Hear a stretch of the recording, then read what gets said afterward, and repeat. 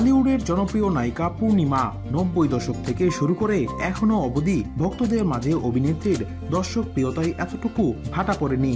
তার লাশময়ী রূপে যেন ভূত হয়ে আছেন সবাই। ব্যক্তি জীবনে প্রথম সংসার ভাঙার পর 2022 সালের 27 মে আশফাকুর রহমান রবিনকে বিয়ে করেন তিনি। সোমবার ছিল পূর্ণিমার বিবাহবার্ষিকী। বিশেষ এ দিনে ফেসবুক পোস্টে স্বামীকে শুভেচ্ছা জানিয়েছেন তিনি। ক্যাপশনে অভিনেত্রী লিখেছেন, এই 2 বছর আনন্দ ও ভালোবাসায় পরিপূর্ণ ছিল। আমার অসাধারণ স্বামী, তোমাকে ভালোবাসি আমি। দ্বিতীয় বিবাহবার্ষিকীর শুভেচ্ছা। এর আগে একটি গণমাধ্যমের সাক্ষাৎকারে পূর্ণিমা জানিয়েছিলেন, কাজের সূত্রে পরিচয় হয়েছিল আমাদের। এরপর ভালো বোঝাপড়া থেকে এক পর্যায়ে বন্ধুত্ব হয় দুজনের। পরবর্তীতে বিষয়টি পরিবারকে জানানোর পর 2 পরিবার থেকে বলা হয়, তাহলে বিয়েটা করে ফেলাই ভালো। জানা গেছে, পূর্ণিমার স্বামী আশফাকুর একটি বহুজাতিক কোম্পানির মার্কেটিং বিভাগের উচ্চ পদস্থ কর্মকর্তা।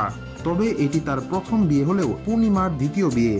এর আগে 2007 সালের 4 নভেম্বর আহমেদ জামাল ফাহাদকে বিয়ে করেছিলেন পূর্ণিমা। 2014 সালে কন্যা সন্তানের মা হন তিনি। তার মেয়ের নাম আরশিয়া উমাইজা। কিন্তু তাদের সেই সংসার ভেঙে যায়। তবে দ্বিতীয় সংসারে মেয়ে ও স্বামীকে নিয়ে বেশ সুখেই দিন পার করছেন পূর্ণিমা। সামাজিক যোগাযোগ মাধ্যমে চোখ রাখলেই তার আশ পাওয়া যায়।